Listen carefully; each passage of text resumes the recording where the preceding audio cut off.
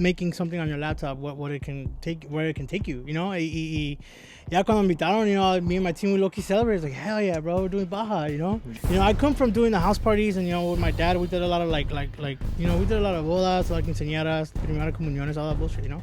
My collab with Los Duanes happened, and I remember when I went up to them, I told them, I was just like, you know, it's just like, I know I'm a DJ, and I know you guys are a grupo, you know, and, like, I know this is going to sound crazy, but let's collab.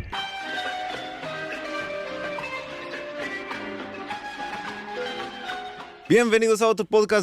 What's up, guys? Welcome back to another Agushto podcast. We are here once again at the Spotify studios with a special guest. Deorro. Let's go. ¿Qué tal? Thank y'all so much for the invite. Big fan. Porque ya tenía tiempo that we've been trying to do the podcast, but you're so busy. I know, but Finally, we caught you. Gracias a Dios, you know, but thank y'all for making this work, man. Honestly, like, as soon as you told me, I think I found out yesterday, right? Yes. I think we found out yesterday, or when did you guys reach out? Oh, bro, there's been 85 emails. Yeah, I think because he told me, it's like, you down to do a Agushto tomorrow. I was like, I'm in, bro. I think I moved some things around. I was like, Where are you from, LA? Sí, pa, aquí. That was good knowing that you like Uber. Huh? Yeah. Damn, Born that's and raised. It's like, you can't tell with the big tattoo right here? I actually have other not side. seen that. Cali. I see fam. Oh, yeah, fam. It's Cali over here. Damn, se enojaron tus papás with the neck tattoos? Honestly, at that point, I was already taking care of them. So we're Pero good todos already by that modos. time. Pero the first tattoo, sí, me dieron un paso, bro. Un pajazo, Yeah, okay. bro, con el fajo. Yeah, no, we don't have any. I feel like, fuck, maybe this year. Nah, we yeah. might ¿Te da get one. miedillo? Uno que diga, Does I'm it so hurt? sorry. Y'all should have it. Hell yeah, bro. Every tattoo hurts, bro. By me, you know. I don't believe anybody when they say, no dolió. I'm like, bro, it's a needle dragging across your skin. How's that not hurt, bro? For hours too, huh? For hours. Yeah, this one was the most painful one. Oh, Just nice. puro shading. Damn. But yeah, especially hurts. You should get a tattoo artist in here next time. Just, you know, be like this. Imagine doing a Nah, I feel like we podcast. would start crying, bro. It's like le pusieron anesthesia when they make him fall asleep. It's like, no, he's just passed out. Nobody wants to wake him up, huh? Wake up, Angel. Wake up. Yeah, no, the tattoos. But I feel like sometimes it's such a big deal for people. But at Baja Beach Fest, did you see in the back how they were just doing tattoos? Yeah, bro. Yeah, You know what I think it is? I think it's for people when people like first get into them. Obviously, like same with me, bro. I wanted something meaningful. Now it's just like, bro, okay, let's do it. Chingue su madre, give Arizona. for the vibes. Yeah, bro. I'll get whatever you get. Fucking, you know, it's like now it's just Yeah, fun, no, bro. my friend never had a tattoo. Y se puso a neck tattoo right here. He got a big cross right here. Okay. Ni la That's- Biblia lee. Huh? Ni la Biblia lee, el güey. Ya está cada quien. It's a lowercase t. Oh! Yeah, you got look at Se paja de verga.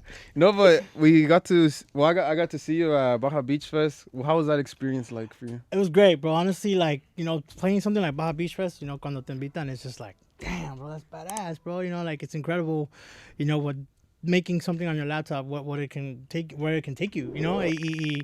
Ya cuando me invitaron, you know, me and my team, we low-key celebrated. Like, hell yeah, bro, we're doing Baja, you know. Yeah. And, bro, if you see the picture that I posted, I mean, bro, We're there's like this? people, it was endless people pa allá, endless people pa That's acá. insane. You know, it's insane, bro. And, you know, I got the opportunity to bring out some homies and, you know, Alex Favela, Joaquin Medina, El Compa El Obama. And it was cool. It was interesting, though. So one thing that a lot of people don't know is, so obviously, you know, we use monitors and stuff para escuchar la música, and I mix. Sometimes I mix by ear. Sometimes I don't need to mix because I see the BPMs. Pero I had the main stage to my left. And obviously, like, the main stage is cranking, bro. The volume está a toda madre, bro. So, but it's at a distance. It's probably like, I don't know, like maybe like a football field away, or like maybe, I don't know. And there's a delay. And so I have to make sure that if I'm clapping or anything like that, or if I'm singing to the stage, because that's what everybody's listening to, you know? But even though I'm actually like 1 second or 2 seconds ahead, you know, but for me, it wasn't much of a big deal because I would just put my headphones on, crank them, and mix, and then take them off. And then I'd listen to the main stage. Pero whenever I had my singers up, you know, you could tell they were just like, oh shit, what the hell? You know, and I just cranked my monitors para que no se escuchaba the main stage. But yeah, I mean, it's fun, bro. It's a challenge, you know? And, Yeah, but yeah, it's exciting. It's cool getting that perspective because I didn't hear none of that. Yeah. I feel like people are like already fucked What up. I really you know? liked though from right there with your set was that they had like a different stage, like more in the middle. Yeah. Because I feel like it was cool for like all the people in the back. Like I don't know where like they're in the front. Yes, you know, and you know something that Mexico does a lot is they really separate GA from VIP. Bro, it was a mile away. Hey, no se enojen conmigo, eh? It was still cool. Yeah, and that's why I like what was el compa, ¿cómo se llama el compa that he does that martillazo? Oh, Danny Flo? Danny Flo, how he went out. Yeah. To Oh, GA, that's fire, bro. That's the kind of things that like people would appreciate, you know, and like Yeah. that's fire. And yeah, you're right, 100%. I ended up right in front of the GA, and the VIP was off to my left, and like, you know, things like that. You give people experience stuff, and then they're grateful. They're like, oh, GA was actually pretty lit, you know. No, definitely. I think maybe it was one of the times when people got the most hyped up. That's what I think. Because Cool. I was in the back and I was with Chris, and it was like, oh, let's go watch it. Like, yeah, fuimos, and people got down. Pretty cool, man. Yeah, that's the Cerrando goal, hasta el- bro. That's hasta the el goal. piso. Like for me, I want people like to come to my sets. You know, I come from doing the house parties, and you know, with my dad, we did a lot of like you know, we did a lot of bodas, like quinceañeras, primera comuniones, all that bullshit, you know, and you know, the whole point is to start the party off. You know, you start off with some more mellow stuff while todos comen, and then yeah, at the end of the night, puro peak hour. You know, peak hour. And there's different families. You know, there's families that like more merengue. There's families that like more banda. There's families that like more norteño stuff. So it's kind of like, but then when you go to a festival like that, it's just like it's a mix. So it's kind of like you have to try to get a little bit of everything. And then obviously I come from the EDM world, so I try that. That's what I try to bridge it with. And you know, that's my goal, bro. For people to be like, damn, that low key was a party. You know? Yeah. So that's the goal, bro. That's what you always got to read the crowd, huh? 'Cause there's, 100%. like, so much. 100%. Like no matter what, like, you know, I've gotten you know, advice saying like, oh, just play whatever you want. You know, it's just like, nah, bro. It's like I need to feed off the crowd. Tienes que complacer la gente. 100%. And like for me, it's like a challenge, and it only makes me. It keeps my attention sharp if I just always feed off the crowd. Because if I stop feeding off the crowd, then I could lose my touch. You know, like, you know, it's a practice. So yeah, like for me, like I always read the crowd, and sometimes like shows like Baja, bro, it's just like, bro, you can play whatever here. You know, Yeah. people are getting down. Like, people are here just happy to be here. You have those shows where people are just happy to be there. It doesn't matter what you play, bro. People are gonna be like, yeah, let's fucking go, you know. And you know, you get those shows, but then you get your more specific shows where, you know, sometimes Vegas shows each show could be different than the last. And something as simple as like a convention. You know, there's like a country convention, so there's a lot of country fans in the crowd. You know, so it's kind of like, okay, I gotta mix in some Morgan Wallen or something. You know, let's like but it's good to have that knowledge. And our driver that picks us up, that's why I always ask him, what's happening this weekend? What's happening? You Like, know, what's popping? yeah, and he'll be like, oh, there's the fight. You know, it's like, hell yeah, there's hella Mexicanos out here. You know, so it's like that's good information. And then right before the set, I'll put my photo together and sauce, you know, like that's definitely the kind of DJ I am, bro. Damn, so I feel like something also part of your job is to see what's like popping at the moment, right? 100%. In every genre también. 100%, yeah, definitely, bro. And then you know, también obvio soy músico, so it's like obviously I also produce my own stuff, you know, like when you know, like La Chona's dope, and I felt like we needed a Chona 2.0, so like, you know, I worked really hard to make my collab with Los Duanes happen. And I remember when I went up to them, I told them, I was just like, you know, it's just like, I know I'm a DJ and I know you guys are a grupo, you know, and like, I know this is going to sound crazy, but let's collab, you know? Yeah. And yeah, that song, believe it or not, it was 4 years in the making, bro, because le tenía que agarrar la confianza a los señores, you know? And el compa Mario Quintero, he's a legend, bro. Yeah. He's a legend, bro. When he invited me to the studios right before I left, he was like, let's go up to my office, you know? So we all went upstairs, bro. I swear to God, a wall longer than this wall, puro awards. Like BMI awards. It's like, they low-key was flexing on me, you know? I think he's just like, hey, this is who you're fucking with, you know? And like, it was good, bro. It was like, it's a hell yeah. I hope ours ends up on there too. You know, so like, it was a lot of work, bro. Obvio, like, I care so much about music. I respect music so much that like I'm gonna put all the work in until music I get what I'm looking for. And yeah, bro, me dio la confianza. They were patient with me. And you know, the first 2 years I was just studying a lot of Tucanes sounds, you know, the from back in the day and the newer stuff. And then I was finally confident enough to be able to produce my own thing, to where I was confident with the bass, I was confident with the bajo sexto, I was confident with the drums and everything, bro. A lot of elements going. Yeah, into so this. then when I finally showed them the idea, they were just like, okay, let's do this. What's next? You know, I was just like, get all the músicos together, let's go record it. And then, you know, it happened like that, bro. And during that time, Oh, go ahead. During that time, was it hard for you to like work with all those instruments? No, you know what? Like, again, bro, like it's exciting to mess with new sounds. You know, I had no idea what a bajo sexto was. You know, I was just like, how the hell can I get that sound with the guitar, bro? Yeah. I had a regular nylon guitar. And yeah, bro, and I was going through things, and obviously I would look up his guitar. I'm like, his guitar looks like it looks a little different, but like, nah, I don't understand what's happening, Like bro. just different style or something. Yeah, and then so I was supposed to remix La Chona, you know, but in the back of my head I was like, nah, I want to make an original with these guys, you know. But obviously, les quise agarrar la confianza, start the relationship. I was like, okay, I'll remix La Chona. And, you know, they were sending me the stems, and the stems helped me a lot because I was able to hear just the guitar by itself, the bajo sexto by itself. And I was like, this doesn't sound like a regular guitar. This is something else. And I remember we had 2 studio sessions. The first day we sat down and we worked on I was working on La Chona all day in front of him, bro. Literally with him right next to me. And I told him, I was just like, ¿Esta es guitarra? He was like, no, it's bajo sexto. And I was just like, that changed everything for me. You know, So like, it was a huge learning curve too. 100%, bro. But like that's why it makes these kind of collaborations so much fun for me, bro. Because it's not like I could go online and be like, what would a Chona 2.0 sound like? You know, it's like I have to pretty much learn how to invent it. And that's like, you know, it's like you're stepping into new grounds, and like, how do you bridge EDM electronic music with Los Tucanes, you know, like that kind of style. And how do you do it in a way where Los Tucanes, the fans of Los Tucanes would accept it? You know, like how do you do it in a way where to them no se escucha extraño, you know, like it sounds like, hey, this is Tucanes, this is we love Tucanes, but at the same time it's something new. Yeah. You know? I feel like that's so hard too. A 'cause lot I of feel like pressure. this generation, like, you could mess with shit and like we would accept it, but like the older crowd, Bro, especially you do the that crowd. Like, one wrong move and yeah, Well, they'll- the they'll that they had cook to you, accept they'll that was like, cook oh, you you know. play with fire. Then and I told them right when I first sat down at the dinner, I was like hella nervous, bro. Man, chingué una botella de vino, bro. I was a little buzzed when I was talking about it. I needed the confidence, bro. But I told him, I was like, look, I understand your world. Not in a way where like I could do it easy, but I understand like that it ain't gonna be easy. You know, que voy a tener que ganar el respeto. And obviously I'm not messing with just anyone. I'm messing with the best of that genre. You know, fucking pioneers of that genre. So I told him I understand, and I won't come back to you until I feel ready. Yeah, I You think know? it's really cool that you managed to get out of your comfort zone and put yourself in their world and Yes. kind of be like, okay, I need to understand You had all to, these bro. elements to make a good song. And I want to Mhm. congratulate you because I feel like you did that successfully, man. And I feel bro, like thank you so much. you Damn, managed that's really to means a lot to me, bro. mix an iconic song and bring your own EDM sound to it. So Thank props so to you much, for that, bro. man. Honestly, muchas gracias, and thanks to you know Mario Quintero, bro, and the compa Cesar that is their marketing guy, because he's the one that made, you know, like him and my boy Ray, they made that happen.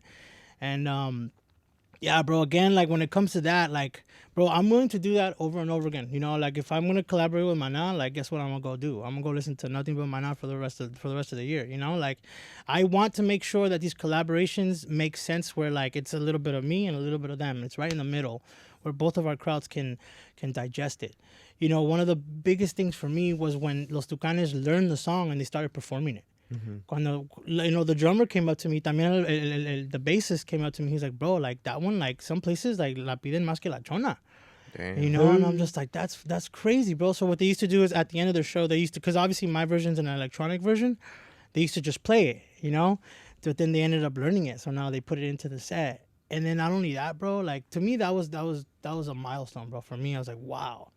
But what was even greater, I didn't think nothing could beat that, bro. What was even greater than that, cuando me invitaron a salir, bro. They were like, we're playing a show here in Ontario, we want you to come out. I was just like, what? I was like, damn, but what am I gonna do? I'm just like, Because you know, usually you have your say here, exactly. then Like it's if I were to invite them to mine, you know, like obviously I have my setup and then they'll have their instruments to us, but it's like I'm going to theirs. It's like, fuck. He was just like, just do whatever, bro. Do whatever. You know, like everybody was telling me, he's like, bro, just go up there and vibe, bro. You know, like they're just happy to have you here. You know, like you're part of the song and. Bro, it was incredible. It was surreal, bro. To be invited to that world. Obviously, I was in front of those fans, and it was like, hell yeah. You know, it reminds me that todo lo que hice, all the hard work.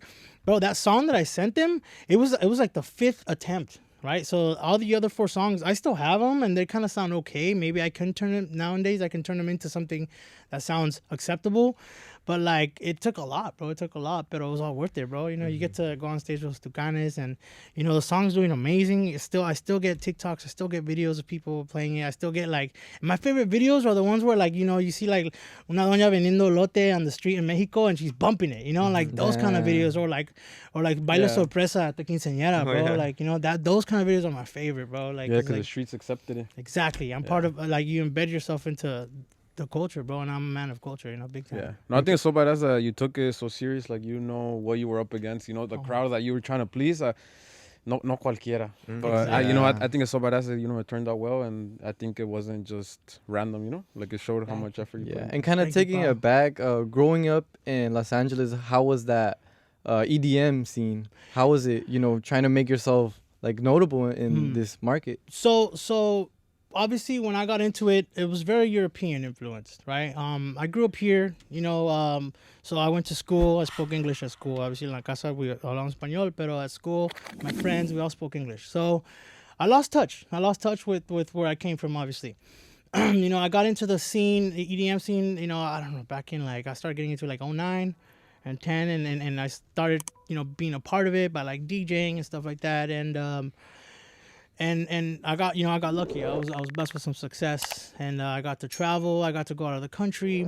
I got to play Tomorrowland, EDCs, the big festivals, bro. I got to go around the world, and I got to do it for a couple of years. And I even got DJ Mag highest new entry. I was 19 in the world, and it was amazing, bro. It was amazing. I think it happened really young for me, to where I'm just okay. I'm on my third year already. What else can I keep doing? I felt like I was running out of ideas, and the pressures. Well, now you got to keep going, bro, because I had a really big song with Chris Brown that blew up, and it's kind of I can sense that management and the label, everyone's just we need another one, bro. And it's just how can I go into the studio and do that again the way I did it the first time? But the way I did it the first time, I didn't know I was gonna go in there and make the song that's gonna change my life. I was in love, bro. I was in love. I was hell yeah. I just went to go visit my girl, and I was in love. I made the song, and boom, it changed my life. How do I do that now? Because now every time I go into the studio, it's just in the back of my head, it's just I need to keep my career alive, and that taints it, bro. That adds pressure, and it just really doesn't let me flow the best way you want to flow that. So yeah, bro. I took a break, but that break allowed me to go home and reconnect with my family, reconnect with my culture, because I was going back to, I was home for a good minute, probably a couple months, and, my tia had a birthday, and I remember, me and my dad, we were, back behind the speakers, and, I was damn, this song is tight, and, damn, this one, tiene chingo de energía. I was damn, this low-key reminds me of some of the stuff I do right now, and then that's when it clicked, bro. I was damn, I still have a lot more to offer, I just gotta get reconnected with my culture. I can bring in the Latin sounds, I can... and that happened in 2016, and then my first attempt was with Elvis Crespo, Bailar, where I was I wanted a Suavemente, and but an EDM version of it, a Suavemente 2.0, and yeah, bro, that's how it started, and it worked, bro. I was just oh man, this is gonna be so much fun. I fell in love with music all over again. Yeah, that's You know? awesome.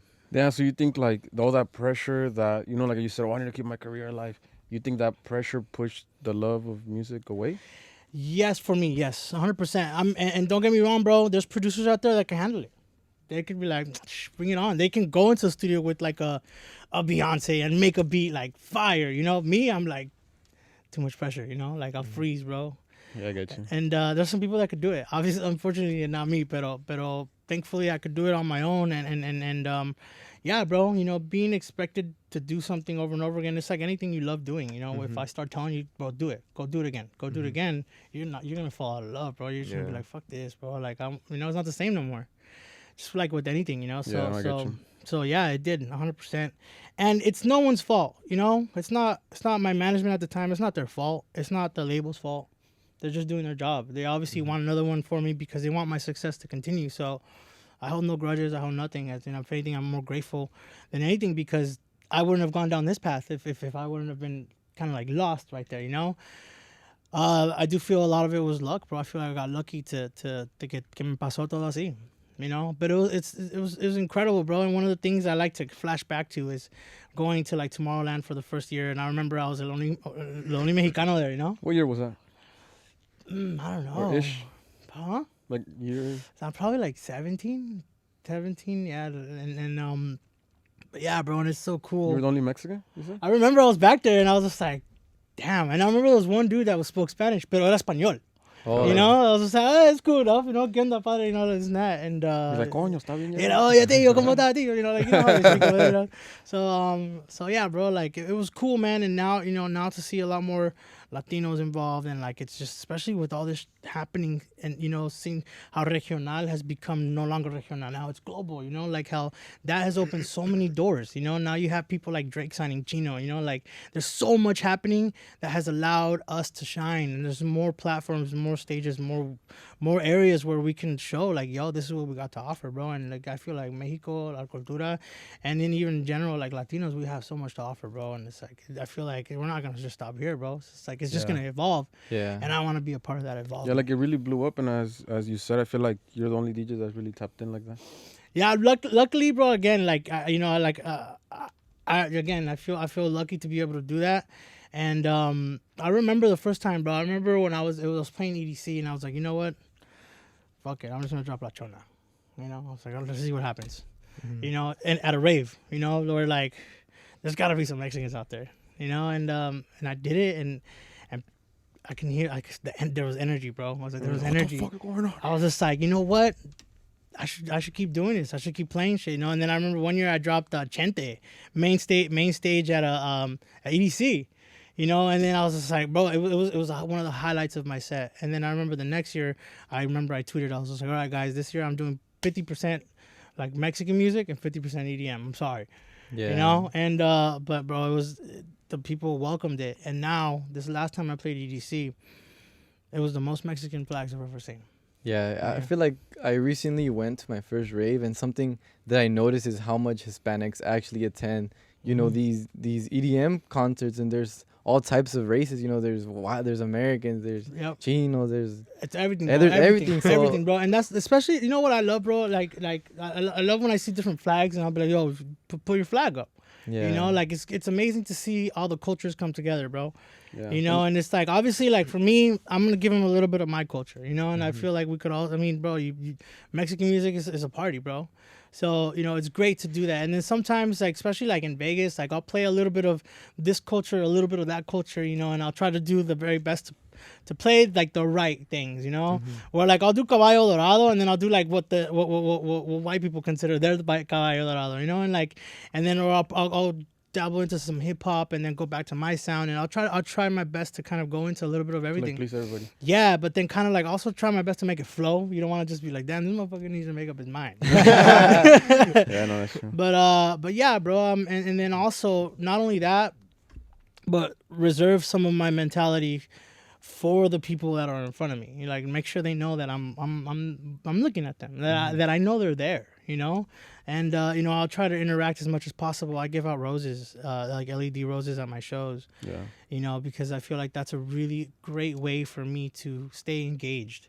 It's like I need to give these roses out, but at the same time, it's like, and I don't even see it like that. I'm just like, oh, I want to give these roses out. Yeah. I think that's a great point that you're making, because I think that Mexicans, like, maybe before like this whole like música mexicana boom and stuff, I feel like they love party, they love music, and I feel like I don't really know much about that scene. He's the one that's been telling us about it, but I think that whenever they're like we're underserved, and then when they see like, oh, maybe they bought half of the tickets for the whole place, and they hear like that one song, it's like, fuck, like this one was for us, Yeah, they're very proud. Oh, bro, 100%. One thing about Mexico is when we love, we love.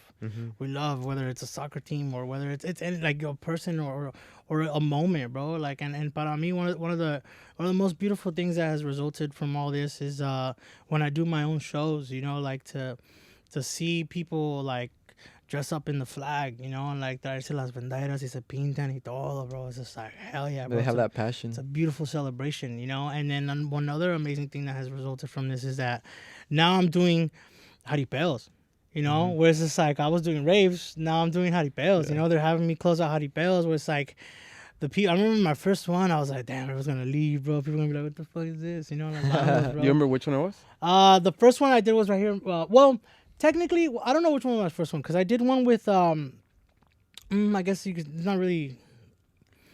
My first one was in Fresno, and then it was a bunch of bandas. It was Marca Me Pech, and Oh, Pacas was there. Chukanaski. I think you were there. Yeah. Wait, was it the one Peso Plum came out? I don't think so. No, is there it was the one where another you're talking one. about Los Inquietos were there? That I think one it was was the Heath one Park, in no? Sacramento. Oh, okay. Right? I did. Those were the two, Sacramento and Fresno. It was like Chukanaski Park or something. Chuck like that, Chansey. Chuck Chuck Chansey, Chansey. yeah. or whatever. Yeah, no, I Yes. think I saw you, bro. Really? I think Was I at the end? was I remember closed you it out. went. It was at the end at night. Ya andaba feo. I was right after. No, pues I at was the end, right no. If si me dijeras que fue like the second or third, but no me acuerdo. No, but I was Yeah. gonna bring that up too. Like, I think it's super wild that, like, let's say you were doing, those big festivals, Tomorrowland, whatever, and now you're also on a flyer with like Los Inquietos, like Yeah. Banda Corona del Rey, like. Yeah, bro. It's so cool, man, and like to be, that's not something that I really like. I'm not really trying to force that, I don't want to force myself upon a whole different world, When I first saw that it could work, it was con la Selección de Mexico, when we had that event here in at the Coliseum at the Torch. It was me and Eslabon Armado, Yeah. and I remember they went before me, and I was a little nervous. I was like, damn, like, all those people are gonna leave, whatever, because it's DJ is probably gonna think it's just like playback music. There's no live banda on stage. They're probably gonna think it's over, and I'm just there to play the music while they go to their cars. But nah, bro. Damn. People stayed behind. That's a lot of pressure. That's If pressure. you're having like That going those through your thoughts. Exactly, already. bro. I'm like, I catastrophize a lot, bro. Yeah, like- But I wish and I always have my teams like, trust me, you're gonna be good, bro. You're gonna be good. And I always forget what it's like to be on the other side of the speakers. I try to remind myself, but it's like, bro, some people are just happy to be there. Yeah, know, can we yeah. tell you what was on the other side of the speakers? No, well, I was there, and then I was That's just going actually the to. first time we heard you. Really? Yeah. Okay, dope. Yeah, I went to the restroom, and then I just came out, and I think I was waiting for one of them, and then like I saw you walk by, I was like, Deorro. I was out there. You really? Oh, dope. Yeah, and I then went like out you there. looked, and I feel You're like you like, looked because I said it wrong. No, but there was like hella people, and then like after you left, and the people mobbing you, and like there's people that went just to see you. Yeah. Like that's there's people cool. that showed up after Slavon. It was honestly for me one of the coolest things, bro, was I did a remix to Ella Baila Sola, and I asked El compa Pedro, I was like, hey, by any chance, if you're gonna stick around, bro, like feel free to come up when I play that, and he's like, all right, cool, I'll let you know, and I think my team told me, he's like, it's his sister's birthday, they're probably gonna take off, I was like, okay, cool, whatever, no worries, I'm not stressing, whatever, and yeah, I legit thought like they took off, whatever. So I was like, okay, cool. That's not possible, So, but then Eden, my tour manager, comes up to me. He's just like, bro, they're here, bro. They're here. They're gonna come on stage. They want to party. I was like, what? I was like, hell yeah, bro. And I saw them come on stage, and I invited Pedro to come up. I put the headphones on him. I was like, bro, pretend you're DJing, bro. Like, it was dope, bro. And nah, man, that kid's a legend, man. He's talented as fuck, but he's like super chill. He's muy amable backstage, like he's just like, I felt like he was so grateful that he was there to meet me, bro. And I was just like, damn, bro. It's like vice versa. Like I'm grateful to meet someone like him, and like that's cool as hell. And when I saw that the audience didn't change, like it was the same size, and people stayed, and people sang their songs, and then people danced to my songs. I was just like, damn, like this could work. Yeah. Could we take this on the road? Something like that, and then like have a DJ close out the night.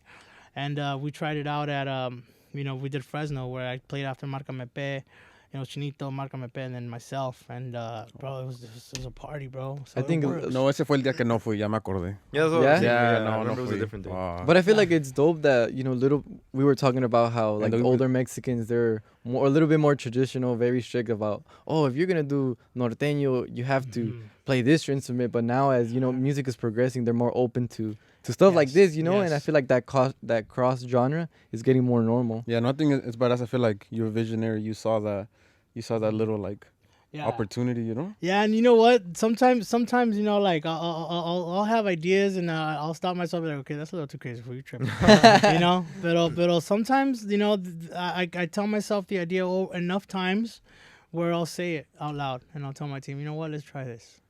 And one of the coolest things, bro, was when I explained it enough times where I was able to word it right. I explained it to someone like Insomniac. You guys know Insomniac? Insomniac, they're one of the biggest promoters in not just Southern California, but even more on the West Coast. They do EDC. They do Nocturnal. They do the massives, 150,000 people, 300,000 in Vegas, like massive. EDC Mexico, they're the biggest. If you're going to play raves, they're some of the biggest raves you can play in the world.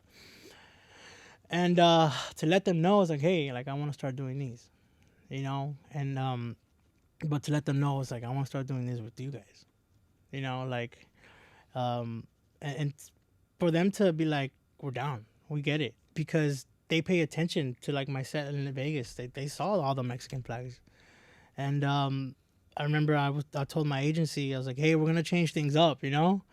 I told them I'm gonna stop touring, but I'm gonna get back into the studio. I'm gonna make some music. But the way I want to tour now is I want to do it like this now, you know, where we have more of this genre in my lineup. And they were like, we're down.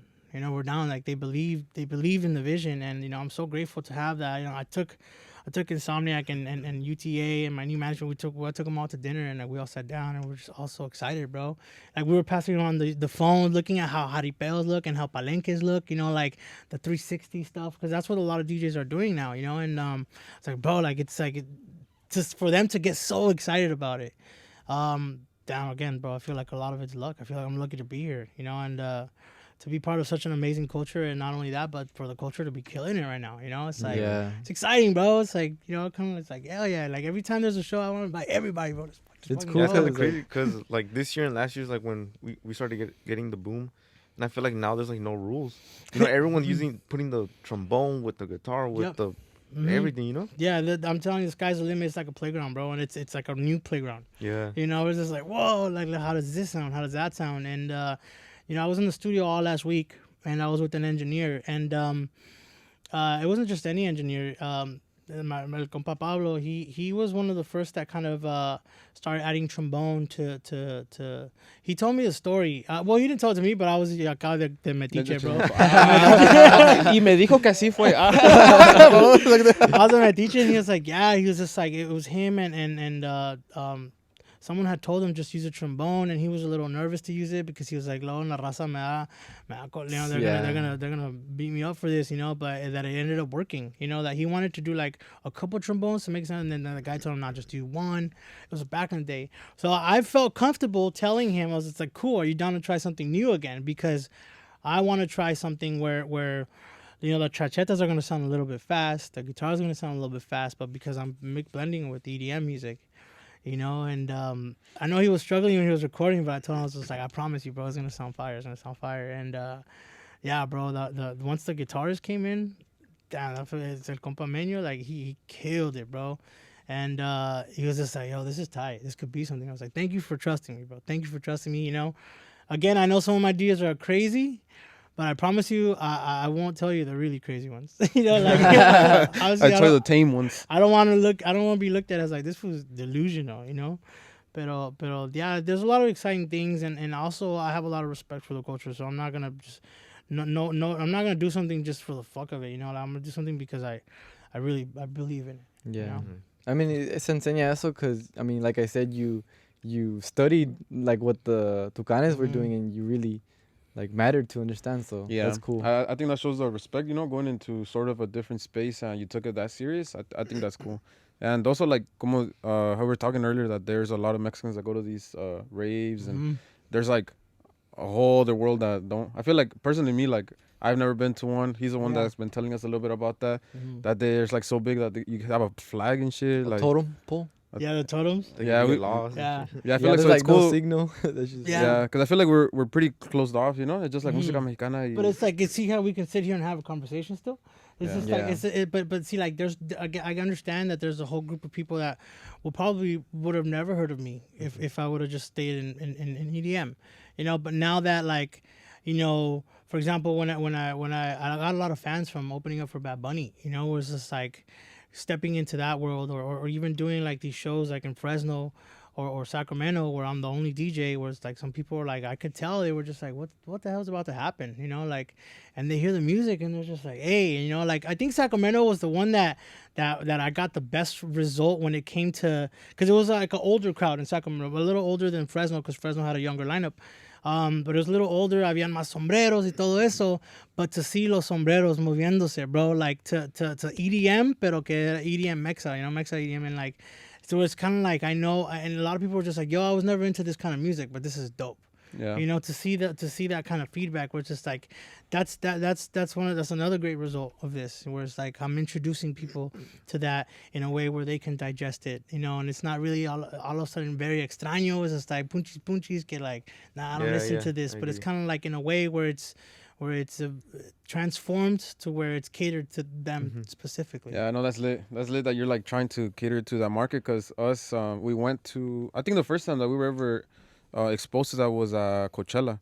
And we saw like it was such a cool vibe. Like everybody went hard for 3 days, and honestly, like that story of us going to Coachella, like it was pretty wild too. Like le hablaron, hey, you guys want to come to Coachella? He's like, nah, we're kind of busy right now. Oh, it's like we have a party going on, like, and they're like, well, That's not how it went, but It was like it that. was sort of like that, you know. Long No, story I- short, ish. Oh, dile si quieres. no, this is not about me. Yeah, no, and then like, hey, you know, like you guys should come. Like we watched the podcast and stuff like that, and then we were like, oh, we'll go. You know, like Peso Pluma's playing. Like let's go watch that. And then, you know, we showed up a little bit. That day we just showed up for him, but we thought it was such a cool vibe. Like, oh, let's go back on Sunday. So Yeah, we're back we on had to go Sunday. back. And we had no idea who those people were. We It was didn't a know. vibe. No, but it was a cool vibe. And I feel like if Mexicans get exposed to that, like it's fucking game over. I think like Baja Beach Fest. Well, the ones like- that are like closed off like us, you know. Oh, no, yeah, you know, I'm talking about like the ones that Yeah. we don't know about that yet. Because there's a lot that already do, but like you know, what happened at Baja Beach Fest, like if people get the chance to go to a Coachella like that, like it's... No, sacan. Un Every other fiestón. weekend we're going to go to a Yeah, festival. we'll be there. We're gonna sell all the tickets out. We'll be the first in line. Yeah. Damn. No, And yeah. Imagine like a whole... Oh, sorry, we're going to do... All right, guys, we're back from the break, and something that I wanted to ask you is that you mentioned that you had a collaboration with the Mexico national team. How has that experience been so Oh far? my God, bro, it's incredible. I remember, you know, obviously my dad every Sunday would put on the partido, you know, and obviously when Mexico played, it was you know, it was special. And I remember I got to go to a game here at the Coliseum, and that's probably one of the most vivid memories I have at such a young age. And I remember like till this day, bro, like that was so monumental for me. I was like, man, it was my first time being at something that big, and you know, it was Mexico, so it was big for me. And if I would have known that I would end up being involved somehow, damn, bro, I wouldn't have believed it. You know, Being like the main DJ. it's been honestly, bro, like Afinada. and it's completely different from the shows. You know, completely different. Obviously, like I'm going on the decks and it looks the same, but it's completely different, bro. Because they do give me like, I think they give me like the pre-warm up and then they'll give me the halftime. But each set is like, this one's like 10 minutes, this one's like 6 minutes, right?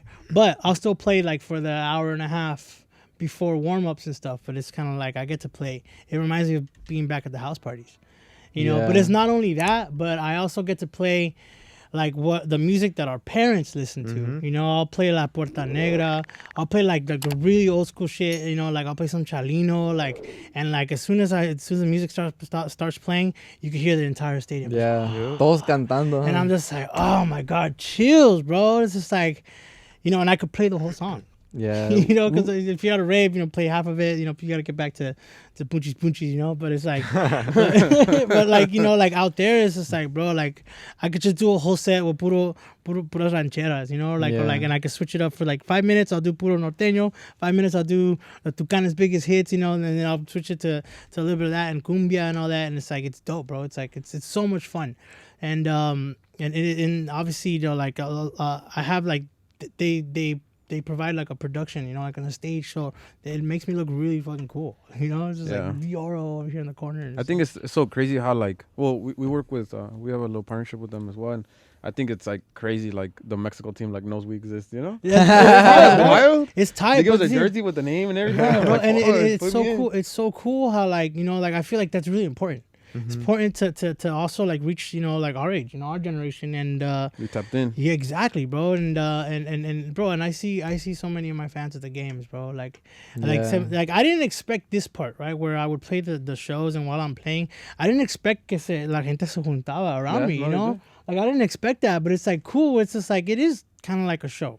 My fans are right here, and you know I get to interact with them. After I'll go out and I'll take pictures with everybody, bro. I'll stick around until People take it serious because you said people go around you because we were there one time and then they're like, oh, like guys, like stand here. And there we go. We stood right there. And then the guy behind me, ponte más enfrente de mí a ver si puedo ver un poquito menos. Yeah, he told me that. Hey, And I Mexicans was will like, say some shit like that. Yeah, huh? really. And I was like, pues no hay para dónde hacerse, pues.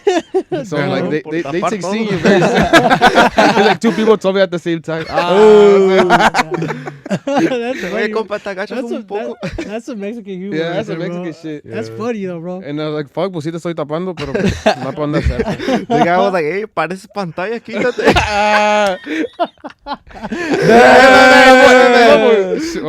That was personal. That was Say, personal. hey, un clip. Nah, That was That's funny, bro. No, pues ya pregunten algo ustedes ahora. Yo ya me agüité.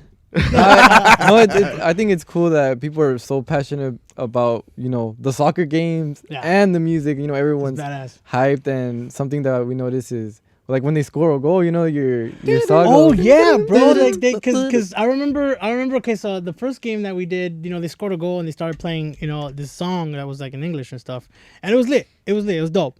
I was like, damn! But I told him, I was like, this should be some Mexicans. You know, we should play some like something Mexican when they score a goal. And as a joke, I was just like, y'all want me to make something? I could go make something. And they're like, that'd be great. You know, that'd be dope. And obviously, I didn't actually like. I was like, you know what, I'm gonna do something, because maybe si me sale algo bien chingón that's like, wow, they love it, and they're like, hell yeah, we're gonna use it, right? And I made something, and I was like, this is dope, like, and I even made a little video, like a hype video, using that song to show them, look, this is what it will kind of be like if they score a goal, this is what the audience sounds like when they're screaming, and this is my music playing underneath. To give them a visualization, not just so they can have to imagine it, but it's like so they can see it and feel it. Bro, they said that they got chills, and now they whenever they score a goal, they play it. Yeah, You that's know? crazy. It's insane, bro. it's This like the is official song, huh? yeah, bro, and that's cool, bro. It's really Like, dope that they give you like that creative freedom and that. yes. I feel like that's really important when working like with these yeah. types And of. I didn't people. think they were obviously, you know, now I take them 100% serious, but I thought they were just kind of just like yeah, sure, we'll use it. You know, No, they're but serious. Nah, bro, they were just like, of course. And not only that, they also had me do like they play like this video, like the Somos Locales, you know, like where they wanted me to voice it. You know, and I did the music for that as well. Damn. You know, so it's like I didn't expect to be so much a part of it, but you know, it's like, damn, bro, when I'm there, I was just like, damn, this is beautiful, bro. And whenever I play around here, like the Rose Bowl, or like, you know, I invite my dad, you know, because it's like, it's crazy to be able to take him to a game. It's just like, cool, you know, like we're gonna be in the, you know, in the suites and everything, and he's just so happy, bro. My It's like dad's it's like a full circle full moment. circle From pop. watching it like on the TV, now you get a suite. Yeah. You get to see your Yeah. son. I think that's what our Sick. parents have been like. Well, at least my dad, I got to take him to a game and like the suite and everything. I had no idea there was like suites, bro. First of all, Right? These exist. You're like, what? where do they even sell them? You know, Yeah. I had no idea, bro. How do you get How these could I I get tickets, see that bro? shit on Ticketmaster. I used to the ones up there, bro. It's crazy. Yeah, no, man. that was super sick. It's crazy how it could be like such a core memory. Yeah, bro. And I feel like at the end of the day, our parents want to see us win, and I feel like you've been doing it, you know, with your music and how you've progressed, and now with this collaboration with the Mexico team, it's sick. damn, bro. Thank you so much, and I'm grateful, bro. I'm grateful, and honestly, like, I'm glad. I'm so glad that, you know, I feel like we're finally getting, you know, like us Mexicanos, bro. That Some like, respect. and also we're shining, you know. Yeah, It's like y lo que falta, bro. Exactly, bro. And Sky's like the it was amazing to you know, like even the Olympics just passed, you know, but it was dope to see like even that, you know, like we're como que like we're starting to get a little more shine there too, you know. I feel like it's lo que falta también mucho is ánimo, you know, like, and also like to show our people that si se puede, like it's legit, si se puede, bro. Like, you know, when I go on stage, I hope someone's like, oh shit, he's Mexican, what the fuck, we could do that, you know, like, and it give him some hope, and then that spark something, because that's all it took for me. When I saw someone on stage, I was like, damn, like this was just like a normal person, you know, because I got to meet him, and it gave me hope. I was like, damn, I could probably do this, you know, and that was just one person, and look where that ended up landing me. And I hope that I could do the same, bro, and especially for my culture and my people, bro, because I feel like a lot of us sí como que empezamos como like, damn, pues somos mexicanos, like, you know, like we're so limited. And, you know, a lot of us are limited, but I feel like that sí se puede, you know, like there's a way. Hay que poner el ejemplo, como dicen, because who knows like what the next generation is gonna do? They're gonna kill bro. it. Hell yeah. And I'm telling you, the way we're going right now, it's exciting, man. It's exciting. We're going straight up, bro. Straight up. Yeah, man. And what do your parents tell you, you know, like with everything you've done, you know, having that partnership with like, the Mexico team? Bro, it's not just my parents, but like my family, bro. They're just like, you know, mijo, ¿cómo estás? You know, like everything, bro. It's exciting to you know, when I'm gonna go to this city and I have family there, you know, and then invite them out to see the show. And like, you know, at first I would have my family come backstage, but I would like, now I'm just like, you guys have to watch it from the front. Mm-hmm. Not because I don't watch it, trust me, the show's better from the front. Oh yeah. definitely. You know, it's like you got the visuals, you got the speakers pointing that way, and you're in the crowd. You know, it's completely different. And now a lot of my family, like, they're just like, oh man, like, you know, they're just happy to be there, and then they'll be in the crowd. And you know, like I had some family at the Gorge, and the Gorge is one of the most beautiful venues, one of my favorite venues in Washington, where it's just like it's nature, it's like a canyon, there's a sunset behind you, and I got to do the sunset stage where the sun came down and it got dark, and that was special because I knew my family was down there somewhere, you know, and they got to see it. And I actually got to see them last minute because we had a 2-hour drive back. But as I was leaving the stage, I got to see them. They were just like, they got my attention, you know. But it's so cool to not only be able to perform for the audience, but to also be able to perform for family, Yeah. you know. And but yeah, bro, like for me, like that again, that makes it so much more special. It's more than just me going up there and just doing my job, you know. It's like I get to also kind of like show families like, hey, like, you know, this, you know, what the movement and like, you know, como Mexicanos, you know, like, because we all come from the same place. And like I remember, you know, we weren't like so lucky, but now to see this, bro, like it's given my family life, and like it's connected my family. Like they always ask about me and stuff, and like it's dope.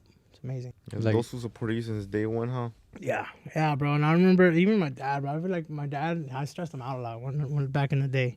He'd wake up to go to work like at 4:30 a.m. and I'd still be on my computer making music, you know. And he'd be like, "Ya duérmete," you know, like because I gotta go to school, and I was just like, "Damn," you know, like I thought I was a bad kid, bro. But honestly, I was just, you know, naturally curious, and I was just chasing something that I really fell in love with. And yeah, I thank my dad all the time because he, you know, he did allow me to continue doing it. Yeah, how did you fall in love with music? I grew into it. You know, I grew into it since I was little. Like I like ever since, even before I can remember. I remember my parents. They met in a choir. They used to sing in a coro at a iglesia, and you know, they had me, and I would always go for when they would have the ensayos, whatever they would rehearse. I would go chill in the music room, and I would kind of just mess around with the instruments, you know, and I kind of just grew into it. I always had that around me, and you know, I got lucky to naturally have a curiosity there, because there was other kids, and you know, during misa, like there was a place where all the kids would go. Allá atrás de the church, there was like a bunch of salones and stuff, and like the kids would go there and learn about, you know, the religion and all that. But for me, I wanted to stay in the music room, you know, and I just naturally had that curiosity, and maybe it was because, you know, I understood something about it, and like, you know, when it comes to other things in life, it's like I don't really know how to do that well, but I know music, you know. Thankfully, I know music and I understand it, and I'm able to communicate with music, you know. Like if I feel a type of way, like I won't be able to put it into words, but I'll make you a song about it, you know. Like and you'll be like, okay, I get it. I think something that's really cool about music is like the theory of it. If one person understands the theory, like whatever instruments you're playing on, you're able to make a song with them. Like if, let's just say we're gonna make a song in el tono da fa, then everybody aligns up and then make the song, which I feel like that doesn't like connect with anything else besides that. It's synchronicity, bro. And like for me, getting into this world, especially with seeing live bandas perform, bro, it's obviously like I've been as a DJ, you show up, push play, bro. You know, you push play. All my work, lo hago in the studio. Up there, like I do mix, you know, and then there's the whole reading the crowd stuff and like, you know, knowing the music and mixing and all that stuff. Pero, you know, starting to play these shows where like I see bandas doing sound check, and I'm just like, damn, bro, like this sounds, it'd be like 4 motherfuckers on stage, but it sounds like there's 10. You know, it's just like, damn, this is badass. It makes me want to pick up a guitar, get up there with them, you know? And it really is, it's incredible, especially with these young kids and all this talent, bro. Like hearing a guitar live and just hearing how it sounds on the other side of the speakers, and you're just like, fuck, it sounds fire, bro. I remember I went to the Fuerza, the one here at BMO, and they were doing sound check, and it was the first time I heard that music on a system like that. And I was just like, fuck yeah, bro. It's like, hell yeah, bro, this is fire, you know. Like it gives our music a whole nother, like, I guess, level, where it's just like, you know, this is different than hearing it in your car speakers or like on headphones. Now you're hearing it on a system where it's just like, así se escucha el tuba or el tololoche, you know, and fucking it's like 30 subs, you know. It's like, I feel like that's a very DJ thing to say, huh? You probably like walk into every place, like, what kind of speakers are they? Yeah, you know, but Like obviously, all those the subs. sound. Like the meme in the corner is like, they don't know that I know exactly how the speakers are They don't know made. that. They don't know that the speakers are out of tune. Not no, but like No, that's cool. Because obviously, like, if you can feel the tololoche, there's like, you can hear it, but But then if you can feel it, sometimes it'll get people moving. You know, it's Yeah. like boom, boom, boom, and you're just like, ooh, that like you could feel it. Te enchina la piel. You know, sometimes it fucks with the. If you're too close, it fucks with the air. Oh Yeah. You know, like Start and like vibrating yeah, and like a Baja, remember? Oh, remember, no fueron. See, I got back at you guys for the, Yeah, now for the we fat thought. jokes. No, but we ended up being like right in front of the speakers. I don't know what speakers they were, you know, but like the clothes was like this. yes, it Like fucks not a with the little air. bit, like a lot. Yeah, it fucks. With, yeah, that's what I'm saying. I can't hear from this one. Aunque here, quedaba yeah. chingazo, pero andaba.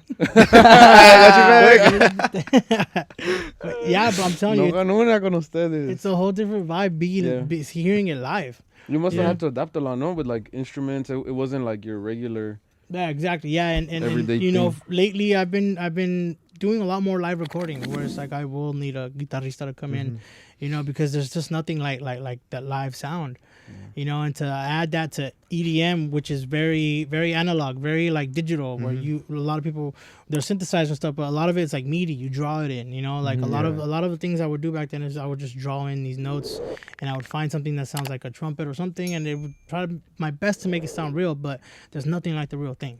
Yeah. You know? I feel like that's About a beautiful thing about like Mexican music, you know, Yeah, like the 'cause live instruments. You remember that one time? Because I feel like I don't know anything about music. They're the ones that know. And remember that one time Obi came out with a song or something, and then you guys were like arguing. Is this a used fake like trombone? I think he It used a trumpet or trombone. It was a charcheta.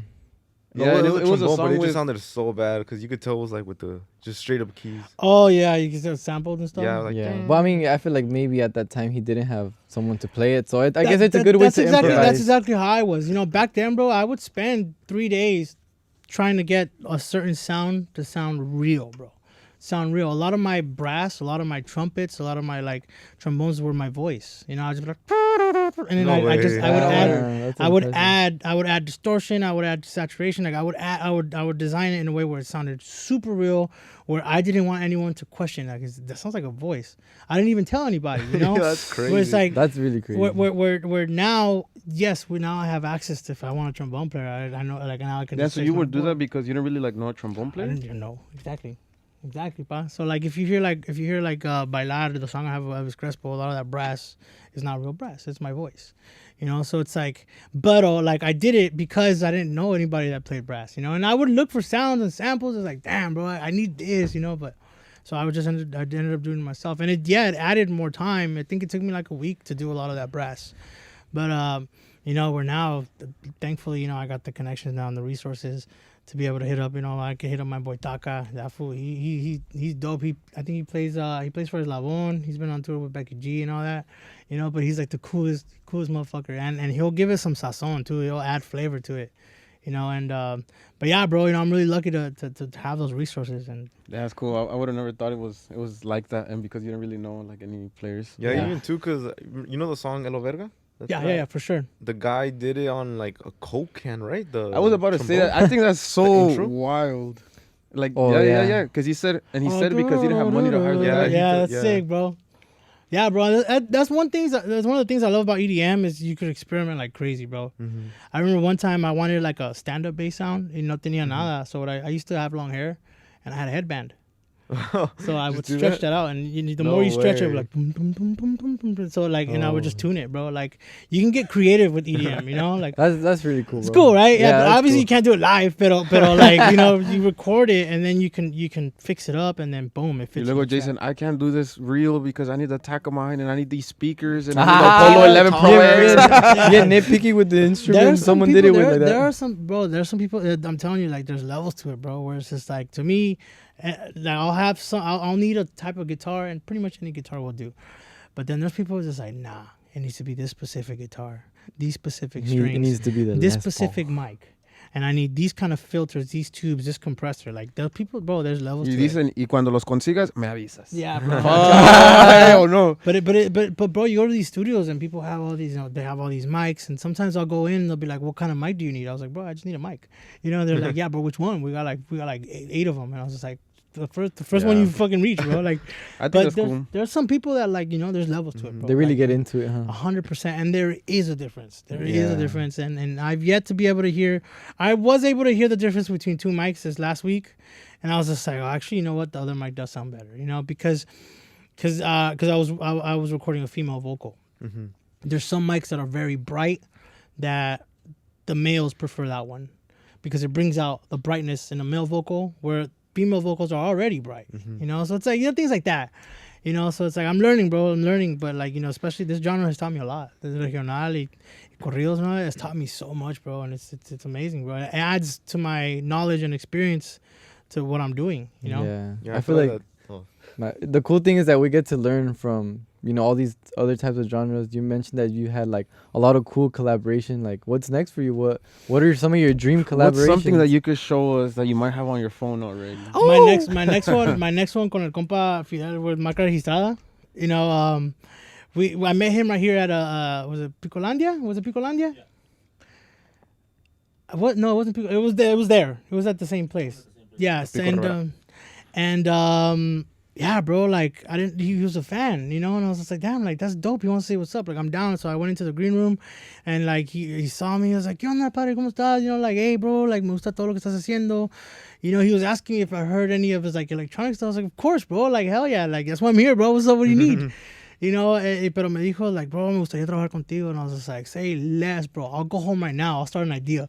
You know, and I met him. Obviously, for me, I prefer meeting people like not at a show because, well, everyone, everyone, you know. And I told him, I was like, mira, pa, like, nomás quería saludarte. I'm gonna step off to the side, you know. He's like, oh, you know, we got a picture and everything, and I posted it on my story. I was like, si se va a armar, you know, like it's gonna happen. And I even told them, I was just like, fuck that, I'm going home, bro. I'm gonna go home. I'm too hyped. I'm gonna go home, bro. I'm gonna go start something, you know. And you know, so I went home, bro, and we were exchanging ideas. He sent me like a maqueta of one idea, and then I added all my flavor to it, and I put a drop under it. I remember like it was also kind of like one thing I loved about him is that like he's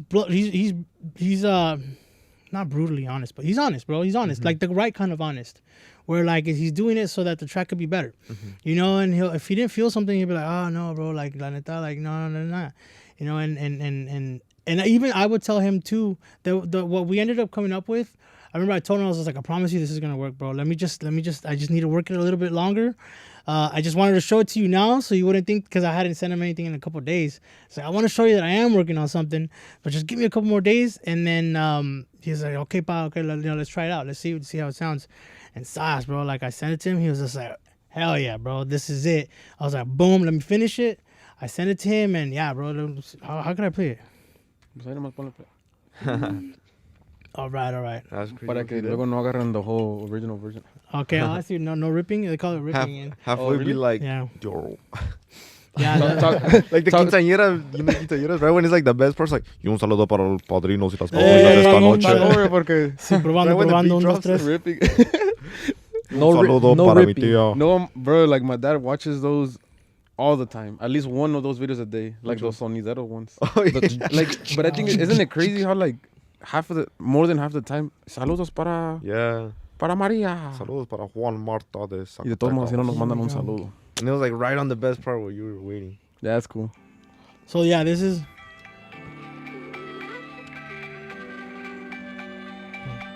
I didn't mean to interrupt. Sorry, guys. Oh no.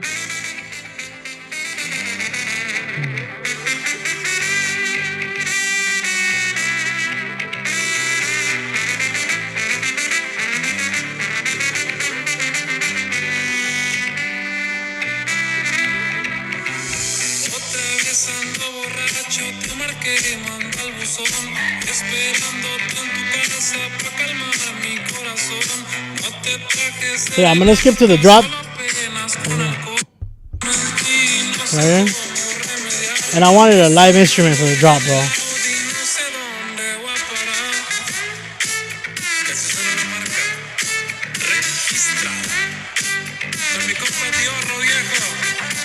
You know, with hopes, bro. That's it, bro. Hey, Thank you, bro. super unique. Muchas gracias. Ya Thank pronto you, va a thank you. salir. Bro, el compa, bro, he killed it, bro. And yeah, you know, my goal is to still be on the decks, but have live instrumentation, right? Because you know, músicos they're used to hearing a live click, where you know when the stuff I play is technically a live click. It's a metronome. It's quantized, right? No en vivo. Like there's a difference between someone playing, you know, live to where me playing, because obviously mine is like perfectly timed because I make it digitally. I don't know if you're understanding that. Yeah. The metronome. So Hey. you know, so but like now I'm I want to start experimenting with like, okay, what if I play this song but I have an actual trombone player? Well, I'll take the trombone out of the song because he's gonna actually play it live. She's gonna Damn, jump so you guys in. have those plans? Because I was about to say, like, you know, like the beat drops and then just like the guy comes up and he's Exactly. If it comes down from the ceiling like SpongeBob, you know that one thing. I feel like that would be yeah, exactly. that really make it stand out. And like, You know what in I'm front of saying? Like everybody. we're now it's electro, pero todavía tienen los elementos en vivo, el guitarrista, you know, el requintista, like everything, bro. It's like all live, but now it's like now you have the punchies under it, you know. So it's like it's exciting, bro, and like that's what I'm saying. Like Insomniac and everybody, they're down to make that happen. No, I think it's super Damn. super sick because I feel like a lot of people really appreciate the live instruments too. Hell yeah, bro. The Mexicans Me, are like I like, told you, bro. "That's a toda la noche." Yeah, and to hear, Can you bro, imagine? it's like when you hear it, I remember when I first heard it like in the music, I was like, damn, these kids are like, you know, just like damn, and then to see it in person is just like, holy shit, this was really doing it. Like it's not edited. I'm used to like editing, production, all that, but to see these kids not need it, Yeah, it's you just know? crazy. And I'm just like, wow, Yeah. bro, like at the level of talent, it's gone to a whole nother level now. Like you that shit know? wasn't even slapped back then. That shit Bro, was like yeah, you know, exactly, bro. And like, but now, like, even the requintos are like insane, and how these kids come up with it, bro, in the studio, bro. I would think like, damn, you hear something like, you know, let's say Ella Baila Sola, you know, like those kind of requintos. I was like, damn, I'm sure it took them like a week to come up with. Hey, I don't know, bro. They'd come up with it on the spot. They'd be like, ah, shit, let me do it one more time. Boom, got that part done, and like, and then it's us, and then they learn it, and then they can play it live. Insane, bro. Like that's a whole nother level of talent, and you know, it makes me orgulloso, bro. It's like hell yeah, fools, like Mexicans are doing this shit, we're Yeah. crushing it. And then I've seen other people from different races be like, damn, this kid's making that guitar sing, bro. Like yeah. it's like, and it's dope. You see it on TikTok. You know how you have kids on the guitars and they start fucking, you know, doing the requintos and shit or covering like certain big songs, and you see other people are like, damn, this is crazy. Like Mexican music is taking it to a whole nother level. That's badass, bro. Go ahead. I was imagine that song with the live trombone player and everything, its own dedicated stage at Coachella. That's what I'm saying, Bob. We're working there, you know, and Yeah, it's you- possible.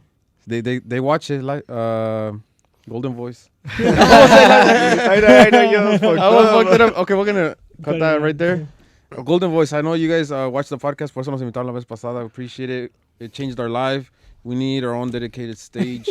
Porque I didn't know who everybody else was. That's lo que yo dije, Well, also another thing too, we want to congratulate you. You signed with Prahin. Yeah, bro. Thank that you, was Bob. Double P Yeah, Records. talking about that. You with the Thank you, big dogs of the- thank you, Bob. And honestly, like, yeah, it's not just anybody. You know, it's incredible to, you know, to have the even just the attention. You know, it's just like wow, like again, you know, I exist. You know, and you know, my partner Eric Bagazo, like he helped put that together. And you know, when I first sat with Brahim, you know, I was expecting a lot of business, obviously, right? But nah, bro, it was more music than business with him.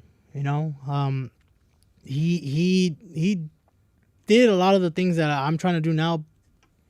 When I wasn't even old enough to you know, like when I was little, bro. You know, obviously it was different times, different softwares back in the day. It was different, bro. A lot of hardware shit that you had to record on and stuff. And like for him for me to sit down with someone like that, and again, I expected business, but nah, he was just like, check this out, bro. Check that out, showing me songs. and Visionary. this, that, creative, bro. I was just like, no wonder he's successful, bro. Like he's got a passion for it. And you know, him and Peso, like they changed the game, you know, like and just to be able to be a part of that, you know. And not only that, bro, but like I remember I was gonna go to the studio the other day, and you know, they texted me, they're like, hey, Peso's at the studio. And I was like, oh shit, like let me know when he leaves, bro. I don't want to bother him. You know? Like obviously, like I don't want to, like, obviously, you know, you are in the same management. Yes, there is access to someone like that, you know. And I know a lot of people are like, oh, here comes a Peso collab, you know, Santa Fe Clan collab, you know. And yes, that's the goal, bro. That's the goal. But you know, I feel like it'll happen when it's meant to happen. You know, like Yeah. right now, if I would have shown up and if he would have said like, "What's up? What you got for me?" I would have been like, "Fuck, I don't got nothing, bro." Like you know, I want to be prepared. You know, para hacer una colaboración again. If I'm gonna collaborate with someone, it has to be done right. You know, I got a lot of respect for what they do. At the same time, of course, bro, I'm a fangirl. Like, I'm gonna be like, what the fuck, Beso, you know? But obviously, I'll keep it professional. And if it's gonna happen, it's gonna happen because it's meant to happen, and I'm not gonna force it. You know, and it's great, bro. Like, I was in the studio with Santa Fe Clan the other night, but it wasn't because we were working on anything. You know, it was like the goal was to, like, you know, he was gonna listen to some things and stuff, and like, you know, and he wants to work. You know, he told me he wants to work, and I was just like, dope, bro. And like, they were gonna leave early, so I was like, bro, we'll set something up, or we'll dedicate something, but let me prepare something, you know. Yeah. And that's how I am, bro. Like, I don't want to all of a sudden, oh, I'm part of the same management, then let's make a song together. It's like I don't want to come off like that, you know. I want them to be like, let's fucking make it happen, you know. Yeah. And you know, para eso, you know, maybe I have to put in a lot more work, you know, but I'm down to do it, bro. And something that I notice a lot about musicians that they say when they're in the studio, they're always talking about like, oh, the energy gotta feel right, and then the timing is almost perfect, like things gotta flow. And I feel like it really reflects on the music, because when it comes out, like, it's super badass, you know. Like, it's like something magical that two people were able to put together, you know, Yeah. or like a whole team. And a lot of that, bro, has to be done naturally. Like you said. Again, there are some talented motherfuckers out there that they can fucking make it happen.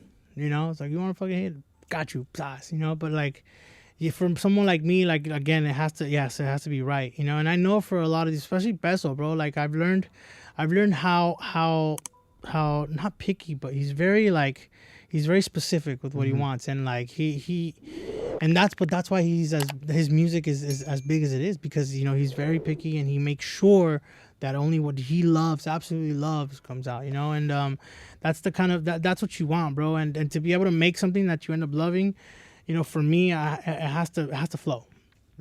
And collaborating with someone, you also have to give room for that person's nature in music, you know. Like, it can't just be you have to be a little open-minded, because now you're allowing a whole nother artist to come in, and what he like might be something that you might not like, or that's something you might not even understand. You know, but because he likes it, like, you have to give way for it, you know. Like me collaborating with Santa Fe, if that happens, guess what, bro? Like, his sounds, there's a whole different world, you know. The beauty is it's still Mexicano, you know, and that's where we can connect. But there's something possible there, you know, and I've already shown him some ideas, and there's an idea he's been holding on to for like a year. I remember his team was just like, please don't give that song to nobody else. Like, we want that song, you know. And it's so cool to, you know, to see that there's a middle ground possible with someone like Santa Fe, that it's a whole different world, you know. And yeah, again, you know, for me, I'll always be grateful to even be in their presence, but, you know, for them to want to work, it's you know, even it's a cherry on top. You know? Yeah, I think something that really stands out for me, like, of your career, is how versatile you are, and I feel like I get to see why that's kind of like the case, because like, you really dive into their world, you know. Yeah. Like, you can really tell that it's like really different. You try to like cater to them. It's not like, oh, you know, like, we're gonna do this electronic song and like this is how it goes. It's the other way around. Yeah, you know, I'm a fan of all music. You know, like, when, like, I've thought about it, bro. I've thought about it. Like, if I'm gonna make a song with Santa Fe, like, I've yet to sit in the studio with him where it's like, okay, let's make something, like, because then comes the question, where do you want this collab to land? Do you want it to land right in the middle between us, or do you want it to land in your world, or do you want it to land in my world? If it lands in mine, then it'll be electronic. If it lands in his world, then it'll be more, I mean, he does cumbia, he does hip hop, he does all that, you know, like, it'll be something like that, or right in the middle where it's a little bit of everything. You know, and you know, so I've had artists like with Fidel, he wanted to make something that is electronic. You know, it's like dope. You know, and I asked him, can we add some trombones and stuff like that? He's like, hell yeah, bro. It's like, hell yeah, cool. You know, so yeah, it's always that question, you know, where it's like, how much do you want to collab? Do you want to come into my world? Do I go into your world? Or do you want it right in the middle? You know? That's cool. I never, like, thinking about it like that, like, it makes total sense. Because I feel like it's always going to be more than the other, but then you could always balance that out. Yes, exactly. Yeah. I think that's cool too, that like, you guys get to choose. I feel like sometimes you see collabs that they seem like very strategic, or like... Yeah, obviously, yeah. And you know what? I remember I used to kind of be like, damn, like I was not against that, but I was kind of like, damn, I prefer it to be like more like, because like fans were really, you know, I mean, artists were really fans of each other and they wanted to work. But now, bro, one thing I learned is I feel like one of the reasons why Mexican music shot up was because of a lot of collaborations. You know, and I feel like that's how reggaeton Yeah. came Yeah. up because of all the collaborations, and I feel like it's artists supporting each other, bro. Supporting each other, where instead of like hating, or like where that's where a lot of like, that's how a lot of, especially in that world, like norteño or corridos and all that, like back then it was very like stay in your own lane. Yeah. Because remember back then, bro, it was different. Like the Chalino days or Valentin days, it was different.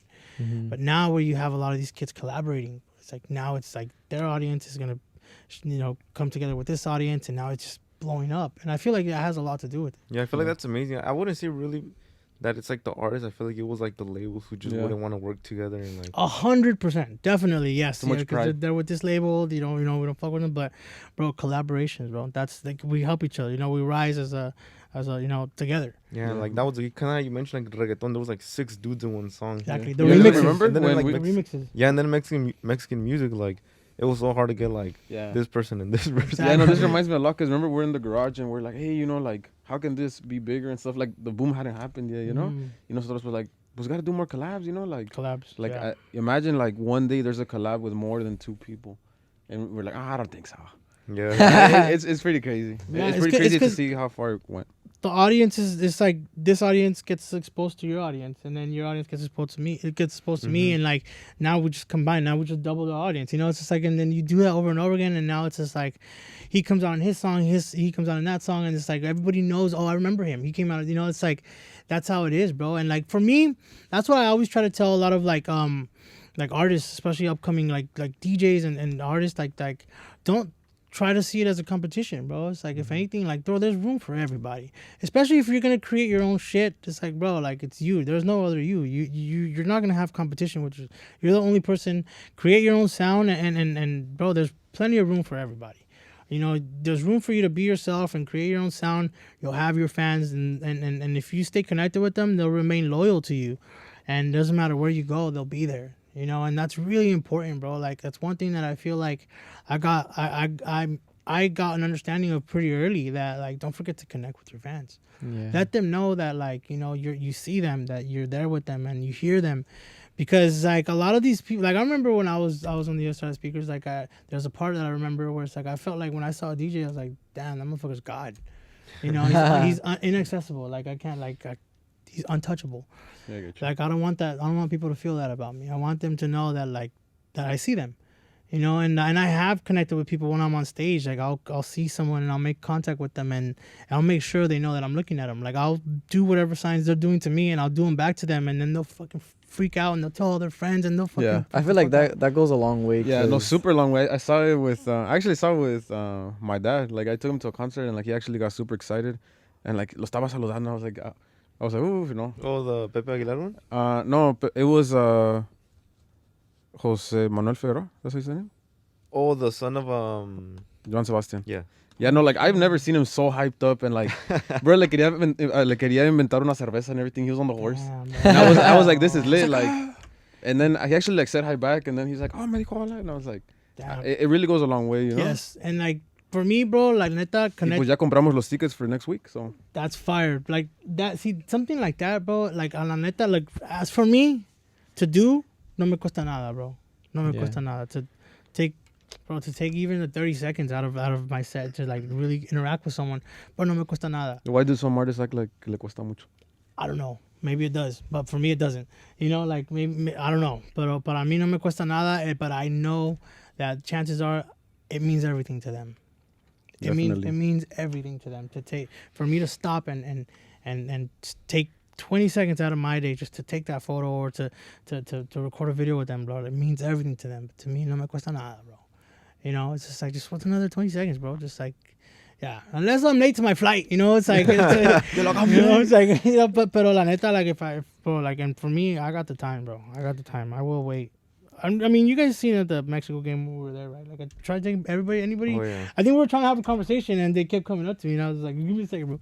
It's Yeah. like to me, no, as long as you're willing to wait for me, I'll wait for you. And you that you got to perform at Tomorrowland, EDC, do you feel like it's normal for like an artist to feel like a superstar or Bro, like I'm that telling you, adrenaline? Like what does that feel like? When you get in front of when it becomes that many people, it's different than playing like a small intimate club, because when you're playing a small intimate club, it's just like, okay, you have this group of people here, this group of people there, you know, and like you could focus on groups, and like this group is a little bit bigger than that group. And pero when you play a show that big, it's no longer like that. Now it's like you're trying to make one whole thing dance, rather than this group and that group and that group, or this person, that person, that person. Now it's just like you're playing for one beast. The goal is to make that beast dance, right? And if you're able to control that, bro, it's like, I'm sure this is the same feeling that those pilots get when they fly the big fucking planes, that they have so much control in the palm of their hands. Of course, bro, that can get to you. Yeah, you feel like God up there. You know, it's like, I have control. You know, 100%. And, but that feeling, bro, like, I know that with that feeling, it's like with great power comes great responsibility, you know? Yeah. At the same time, like, don't let it get to you, bro. Like, for me at least, you know? Yeah, bro, I hope I don't ever start feeling like that, and I feel like I'm above everyone, and like, hell yeah, like, I do this shit, like this, you know, and let the power get to my head, because I feel like I'm gonna lose touch. And you've seen that happen with other artists or like other DJs? I have. Yeah, you know, and again, like who knows? I don't understand how they feel. Maybe if I was in their shoes, I'd feel the same. Who knows? But I know how I feel, and I like it like this better, because it makes the way I am, bro. I always get nervous before a show still, till this day. I still get nervous. You could ask my team, and they'll be like trying to calm me down, and I'm just like, you know, and I've asked myself, why do I still get nervous? You know, but probably because I still love this shit and I don't want to fuck up. You know, I want to go up there and I want to please everybody. It still means a lot to you. It still means the world to me, bro. And I'm glad I still feel this way. I'm grateful, bro. Like, it doesn't matter, bro. It could be a small little club. I just don't want to fuck, because there's probably someone out there that's waited years to see me, and tonight's going to be the night, and I don't want to fuck up for that person. You know what I'm saying? Y si le darías un consejo a un joven que está empezando, what would you tell them? Well, one of the best things that I did, bro, was reconnect with where I came from, right? And because that's what made me, who I am. And there's nothing easier than being yourself, bro, especially on stage, because I don't have to put on this fake persona or character and pretend to be something else that I'm not when I get off stage. That literally makes my job, my career, what I do, a walk in the park. I just show up and just be myself, bro. And you know, and one of the best things that I got to do was reconnect with my culture, bro, because now it's a celebration. It's no longer just a gig. Nah, it's like it's a celebration, bro. Like, fucking Raza showed up tonight, you know? It's just like, and I remember playing clubs, the same clubs I play now, I played them back then, and it was like, it felt like more like a gig, but now it's just like Raza showing up. It's like, fuck yeah, bro. I think you enjoy everything. Yeah, and it's like it's a celebration with music, culture, and, you know, dancing and you know, coming together. And, you know, sometimes I'll play songs like Chente, and like, it's a moment, you know. I'll play Caballo Dorado, it's a moment, you know. It's funny how there's like those little songs that like you play and like people just go stupid, especially at like the Mexico games, you know. Exactly, like you put like El Rey and Everybody had their cover. Okay, so I'm gonna ask you a question, and I was debating whether to ask you now. I was like, this might fuck up the conversation, but like, you guys are gonna see that I don't know shit. So when DJs go and like they have a set, do they do anything? Like do some like just hit play and like they move knobs? That's a great question, ba. That's a great question, because, and I'm glad you're asking that question, because some of us don't know. No, because exactly, right? When I said, you know, one of my biggest fears at some of these jaripeos that I did was that I don't want people to leave, because they have no idea what I'm about to do. They're like, oh, this is some DJ, right? Yeah, it's like a bull show. You know? Exactly. So one of the things that, like, especially, okay, this is another consejo I have for someone that wants to be like me and DJing these festivals. The truth is, but what I am before a DJ is I'm a producer, right? A lot of people that go and see me, they go and see me because of this song that I made. Not because of my DJing skills, not because I can mix really well, not because I look cool up there, but because they like this song that I made in the studio. So that's one thing. So a lot, like I said earlier, a lot of my work is done at the studio. There's two things that I do. That I produce music, and then I also perform it by DJing. So DJing, obviously there's an art to it. I don't really like to call myself a DJ, because there's some DJs out there that fucking DJ, right? They fucking, you know, all that fucking crazy shit, and they're turntablists, bro. But what I do is I go on stage and I do, we have the files, we perform, we push play and all that stuff. But when it comes to that, it's also about like song selection, creating moments, and like how you blend two things together, and like, kind of like tricking the audience into thinking, oh, you're about to hear this because it's a hip hop vocal, and it's a cumbia, bro, like shit like that, where it's like it's like, oh damn, this is lit, So that's what I do on stage. But to be able to perform my songs that I work in the studio, and then like to play it for the people and they get to hear it on big speakers, like that's really what it is, for a performance for someone like me, so that's what a DJ performance is. It's not like bro, trust me, what I do on there is nothing compared to what these requintistas and guitar players, like those motherfuckers are talented. I feel like that's crazy talent, bro, but I feel like a lot of my work is done in the studio. I had that question, so good thing you asked. Hopefully, I know. I was like, oh, hopefully that kind of helps. Even how earlier you mentioned too how there's like laptop DJs. You said too. Yeah. So yes, it's a term that nobody really uses anymore, because a lot of the stuff now can be done on the CDJs. Mm-hmm. But yeah, when the reason I mentioned it earlier was because I said I DJ by ear, where a lot of people DJ by they sometimes they have the laptop and they can see the lines, and like you can also see it on the CDJs, but that's why I said it, like for me it was an issue at Baja because I needed my ear and like the sound was a little fucked. But yeah, that's why I mentioned it earlier. Laptop DJs it's not really much of a thing anymore, because now people are starting to use the same softwares. They come integrated in the CDJs that they use now. There's things like Serato that people use, and like that back then it was kind of like you would see a laptop and your library would be on the laptop and you would just use the turntables to mix. But all the song selection, everything was up here, and then like the wave files and everything was up here. And then, but now what I use is the CDJs, and everything is basically like internally. I mean, that's where you kind of, I'm sure it probably sounded confusing, Papero. But just make the face. There you go. That's what I knew it. Yeah, no, I'm sure. We're onto something. I didn't even. I even messed that one up too. I know. I could have explained that better. It's the first time I ever had to really explain it. So 5 years. I have a question. This is like super random. Since you raised your hand. Me. Just maybe for the clip. Wait, just ask the question. What's an interesting fact about your career that nobody knows? An interesting fact. That's great. Damn. Well, I hope. He's like, I hope nobody knows it. No. I hope you find it interesting, because what you find interesting might be different than what I find interesting. No, it's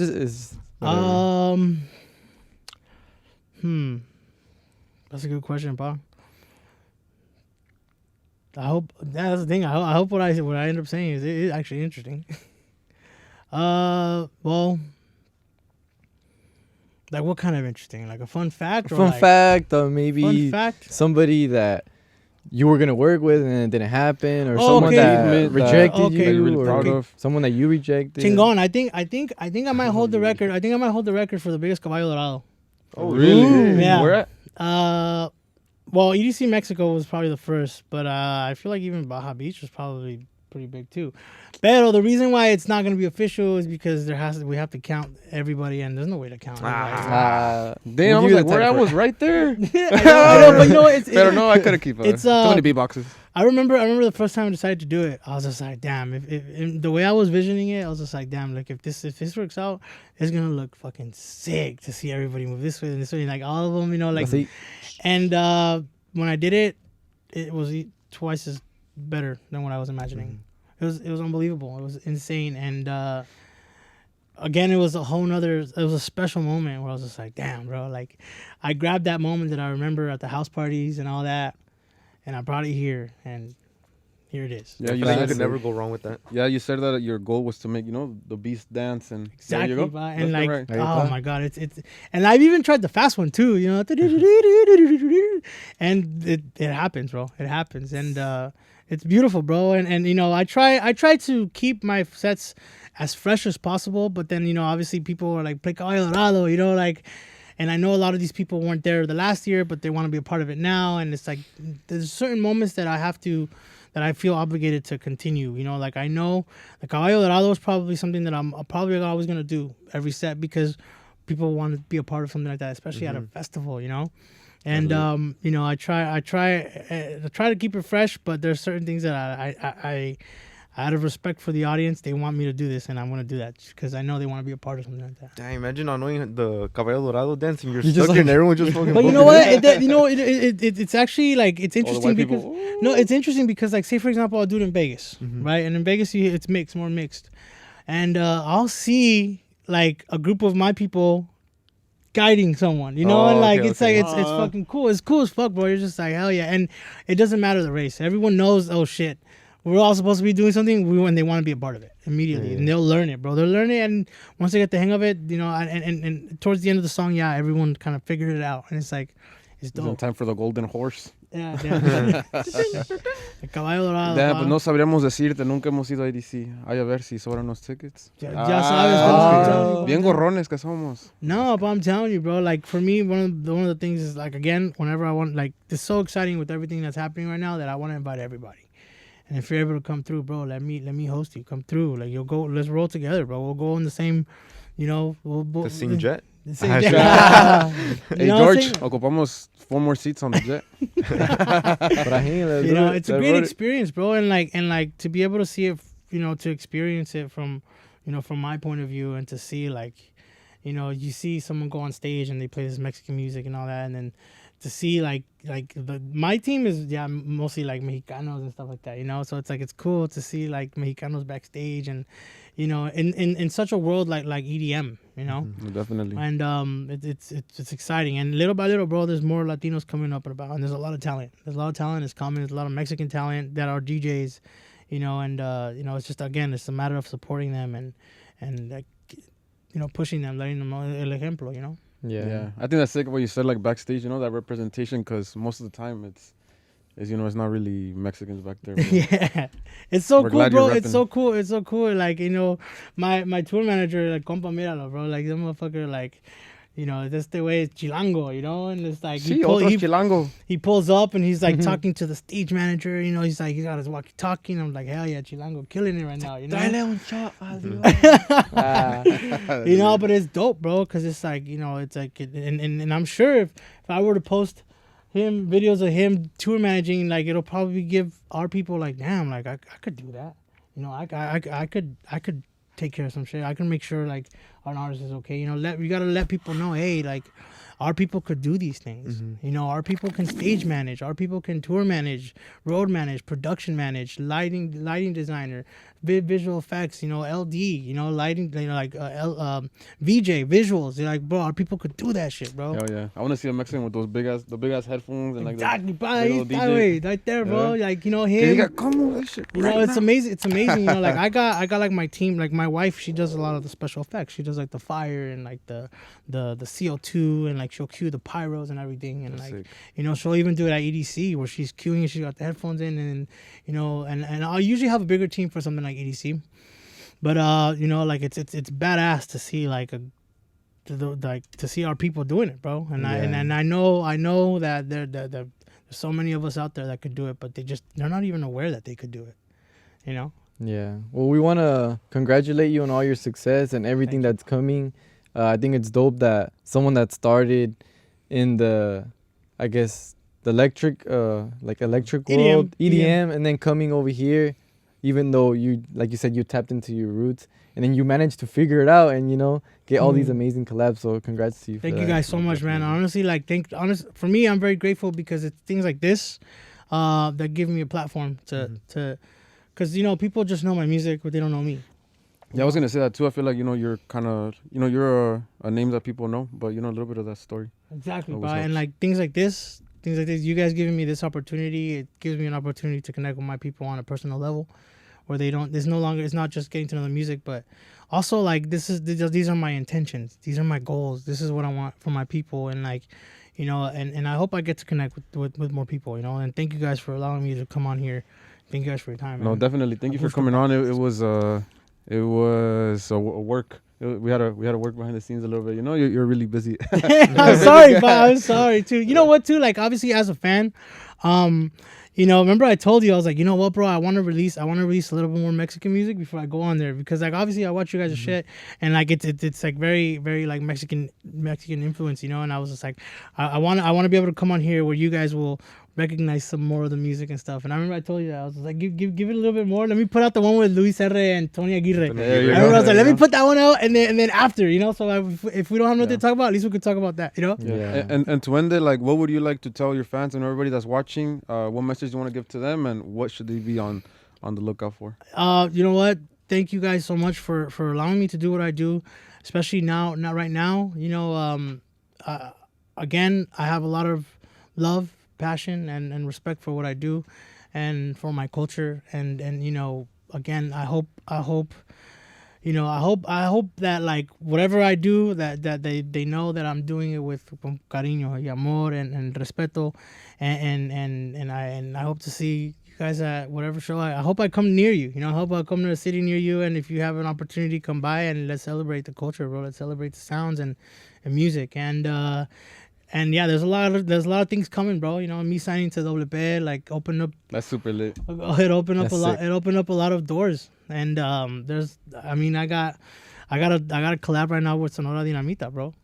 You know, Very versatile. and it's insane because I sent them something and I was just like, Sonora Dinamita, they're probably gonna be like, nah, you know. And the producer was just like, let's do it. You know, I was just like, fuck yeah. So I gotta go to Ciudad Mexico and record them, you know. So it's like, it's a blessing, bro. And again, everything I do is with my people in mind, my culture in mind, and obviously with love and respect. No, There definitely. you go. So Gracias. shout out to all the fans who watch till the end. Make sure to stay tuned for more music, more collabs. I know there's more collabs coming. Mm. Some that you didn't mention, but I know there's coming. Ahorita le preguntamos y luego les decimos. Yeah, but thank you for Yeah, watching the thank you end. so Don't forget much. to like, comment, and subscribe. And peace Damn, out. miss making